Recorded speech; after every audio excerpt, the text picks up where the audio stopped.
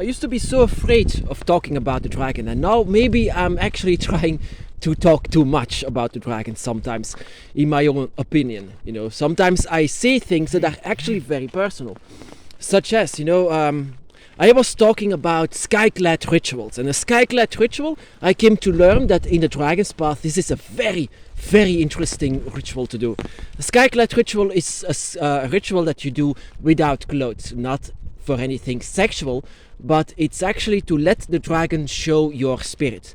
It's a very interesting ritual to do, and of course it can lead to a real dragon dance. Of course, that is not a real dance, but it's an interaction between you and your dragon spirit. It's actually a very beautiful way to bond with your dragon.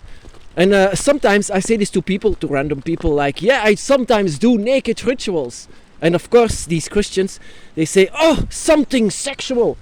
Well, actually, no, it's more like that you can see you're sexual. I want to join it because it's sex. I said, no, it's nothing to do with sex. I said, what the hell? Immediately they say about sex. But of course, I actually wanted to say something about this because it can lead to that, of course. A Skyclad ritual, sometimes it's normally not intended for something sexual, but during my dragon, let me begin with this. My dragon by my side is a male dragon, and I myself also am a male, and sometimes we have this interaction with each other. That I do a Skyclad ritual and he dances with my soul sometimes. And of course, in the beginning, I felt unworthy to do something like this because I'm a human and he's a dragon. So we cannot not do anything, even though I had feelings for him. And I thought that this was actually forbidden. And I still think that it's forbidden, actually, because I'm a human, he's a dragon. But he insisted to do something like this in the beginning of my path. And I was I was actually embarrassed, and also I was also feeling uncomfortable with this. But dragons are not humans, not at all. But there was one night that I was just closing my eyes, and I was just doing my best to put all of this humanity away, like I was going to sleep. My humanity was going to sleep, and that was the first time that I learned how to do this. My humanity going to sleep and let the dragon come out. And I learned something very special with this, because the dragon is all about balance. Everything that you see is balance. Dark, light, female, male, everything is about balance. So how come, for example, that my circle exists of only males? I mean, I myself am a male, my dragon is a male, so only actually Tiamat is the goddess, of course, like it said. She's actually the female version, but is that enough? That doesn't seem like a balance. But during a very extremely intense ritual that I let my humanity to sleep, and of course, human and dragon, you cannot do this, but there is a ritual that I came to learn out of myself, how to let the human self to sleep and how to let the dragon come out. It's like my humanity is just dead at that moment. I learned this, and I came to understand something more about our spirits. It's not how we appear today as a human, that it means that your spirit is the same thing. So there can be a large difference between your humanity, your human self, and your draconic self. Of course, a lot of people don't believe that there is a dragon inside, but there are several occasions that I felt this. And during this ritual, I let myself open, and that is also what I recommend if you think that it's necessary. If you think that your dragon is actually asking for this, then it's better to lay yourself down on your bed and doing effort to let your human eyes be closed and let your draconic self go out. And I learned this, that there is actually a lot to learn from this interaction, from this first time interaction with a male dragon. I am myself a male, but the spirit is completely different. And I felt a spirit within with a complete different gender. And also it can awaken a lot of memories that you don't even know you had, but it can awaken so many energies, and but also so many different kind of questions that you have afterwards. But the feeling, oh my goddess, the feeling is undescribable. I cannot describe it. It's more like I can describe it in magic, dragon magic. That is also the reason I have some kind of a relationship with my dragon, actually, that I don't need a relationship with humans in this world. I do not miss anything in any sort of way. And I learned, for example, that you can have, for example, a body that is 100% male, but your spirit can be very much female. And I can see this because my behavior and how I do is very much female.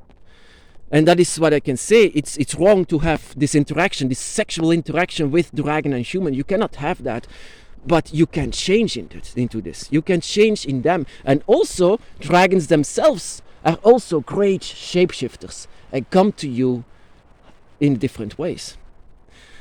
And so they can have different ways, different colors, different everything, actually. And that is how I learned what is actually inside of us. Inside of us is something much more than the eyes can see. And I was like very much embarrassed. When this entire interaction was done, I didn't know what just happened, because my humanity was just waking up again. And just my, the draconic version and the humanity is once again together. But I didn't know actually really what happened. I just had to remember what just happened. And I remember that there was a large and very heavenly interaction between me and my dragon angel by my side. And for dragons, this is completely different, This interaction is not at all the same like humans have. It's much more wilder, much more feelable. And that is sometimes when I was pushing the dragon away for something like this, the dragon didn't accept that. Every time when I push the dragon away for something, he doesn't accept a no for an answer. And I was raised Catholic, so I thought that this was wrong, something like this. But it awakens magic. It awakens so much. It awakens a lot inside of your path. And that is why you can have, this kind of a relationship with your dragon. And of course, I do not say this to random people, of course not, because they already think it's crazy. But Skyclad ritual in itself is in fact nothing supposed to be sexual, but it can lead there. It can lead to this moment. But if you do, for example, a Skyclad ritual in group, no, of course not. This is to let the spirits show your spirit, to let them see your spirit. Of course, you have to show your spirit to other spirits in order to know who you truly are, because everyone can see into your body. Your body is human, but your spirit can be something completely different. And I didn't even know that spirits existed, and now I do something like this. It's crazy. It's insane.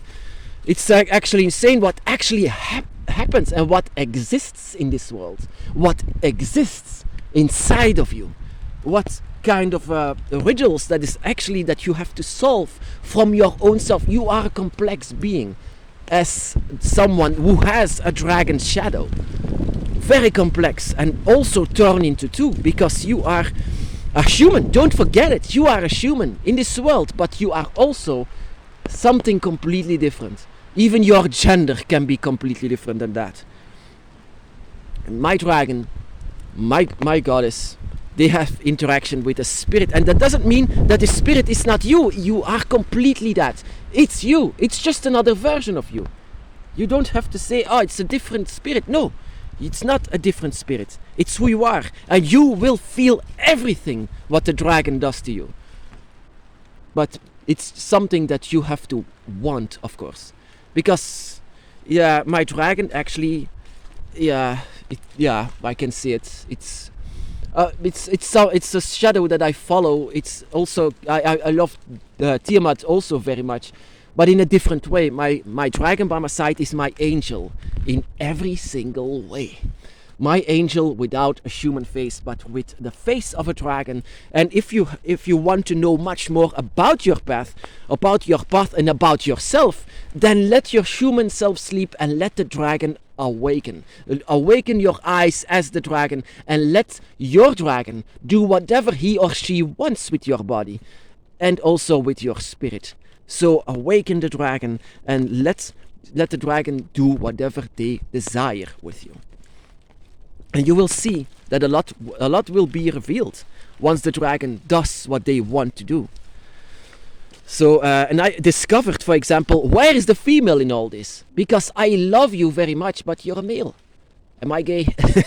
But in fact, it's much more complex than this. Once I felt it, it was, completely different. And it's very intimate and it's very personal, of course. But I feel when I say something like this, it can help someone. It can help you, it can help your path, it can help you grow on your dragon's path, because sometimes we need to do this, to have this personal, extremely personal moment with your dragon. And it's not because that you are a human that you are unworthy. It's because you have a dragon soul. And this dragon soul is the one that has interaction with your guardian angel. And you don't have to see it like it's an abomination or it's something bad. No, let the dragon does what they desire with you. And you will see it's pure magic. It's pure magic manipulation. It's pure pleasure. It's something that you have to explore. The pleasure that you have. And also the discovering of who your dragon spirit is. But I assure you, it's pure magic.